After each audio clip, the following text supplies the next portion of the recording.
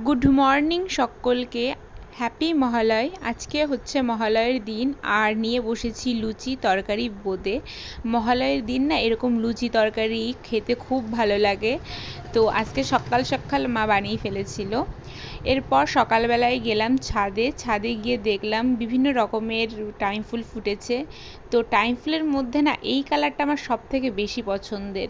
এছাড়াও রয়েছে পিঙ্ক রং, হলুদ রং এবং আরও বিভিন্ন রং। তো দেখাই তোমাদের এক একটা করে। দেখো এই রংটা, আর এটা হচ্ছে মিনি টাইম ফুল, মানে আমি এর নাম দিয়েছি মিনি টাইম ফুল, কারণ এটা একদম ছোট্ট ছোট্ট হয় তার জন্য। এরপর যখন ছাদ থেকে নিচে আসলাম একটা ড্রাগন ফল কেটে খেলাম।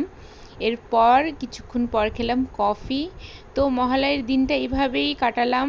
এরপর রাত্রের ভিডিও আর করা হয়নি।